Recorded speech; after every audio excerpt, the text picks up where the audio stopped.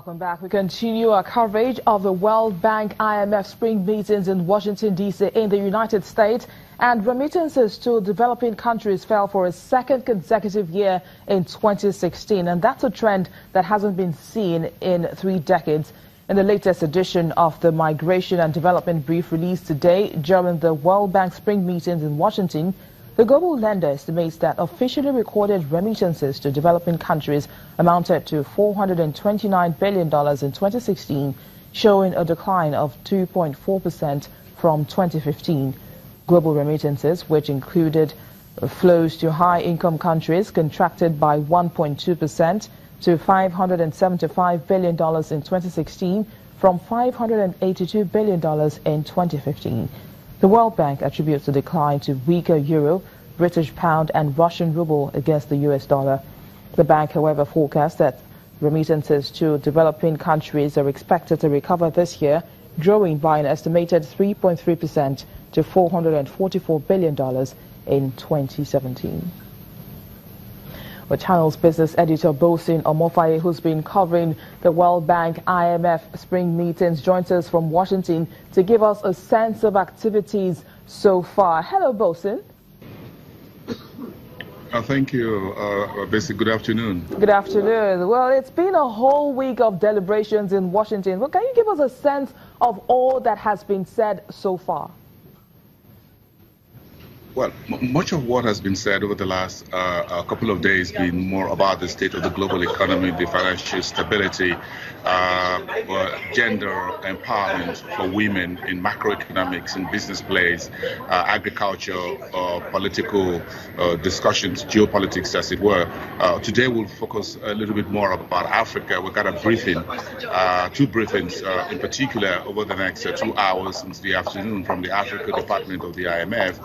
Focusing on sub-Saharan Africa, talking to specific countries and regions within the continent. So today we got a lot more about what's been happening in Africa, the growth that's been projected across the region, new emerging economies, and the strength and weaknesses and the risks, as you want to put it, for some of the countries within sub-Saharan Africa. So today, tomorrow, will be a lot more Africa finance ministers, central bank governors speaking. The Central Bank Governor of Kenya, Patrick Njoroge, will be speaking on a panel today.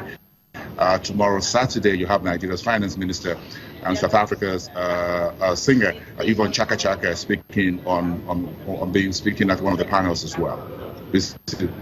Now, also, let's talk about the latest edition of the Migration and Development Brief, which was released today, where the World Bank estimates that officially recorded remittances to developing countries amounted to $429 billion, and that shows a decline of 2.4%. What more can you tell us about this report? Well, the report pointed out to currency weakness in Europe. And again, you found the last 2 years was particularly tough for global economy. If you look at Europe, a lot of quantitative easing, stimulus being provided by the European Central Bank, trying to hold the economy on a good stead. For the U.S., yes, we've seen the strength of the dollar and what have you. But again, if you look at jobs, a little bit steady in terms of data from the U.S. But in terms of sending remittances back home to Africa, it's been a little bit tough. Where do you have most of these remittances coming from?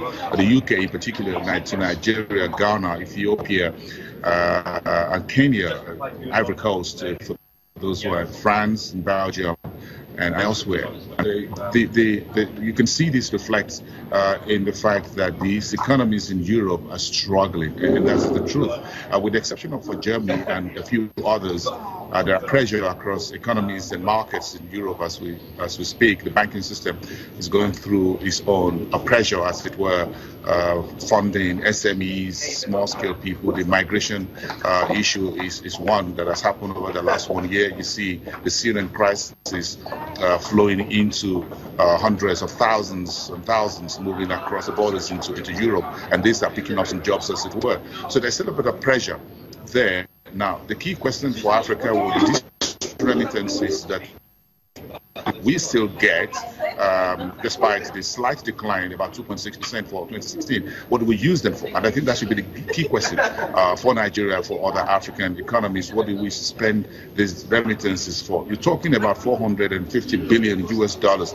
That's a lot of money for Africa. That should be able to do something significant in terms of leaving people out of poverty and improving social infrastructure across the continent. Listen. Thank you very much, Wilson, for those updates coming from Washington, D.C. Wilson Omofaye is Channel's business editor, and he's been covering the spring meetings of the IMF and World Bank from Washington, D.C.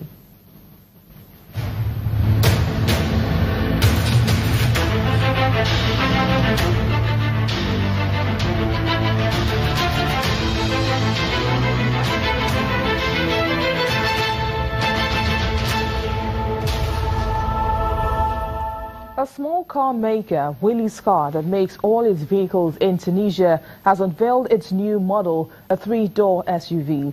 British magazine Autocar featured the brand in an article from a Paris motor show under the heading "The Weird and the Wonderful," and it had a covering offbeat and lesser-known manufacturers.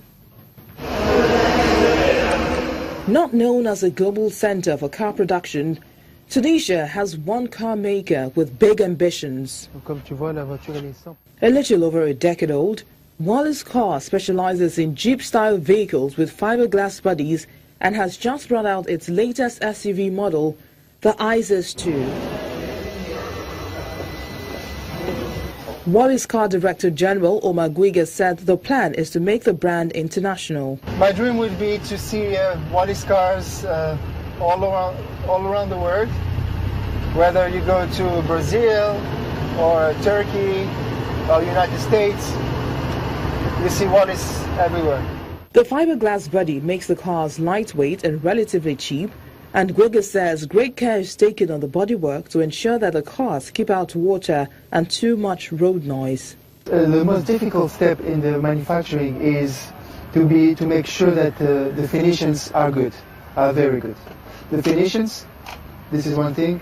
The second thing is the isolation of the sound outside. And the third thing is that water don't get inside the car. Once all the pieces are ready, it takes 16 hours for the company's workers to assemble a vehicle. One of the main attractions of Willys cars is the price tag. And that's our program today. Many thanks for watching. I am Bisi Adebayo.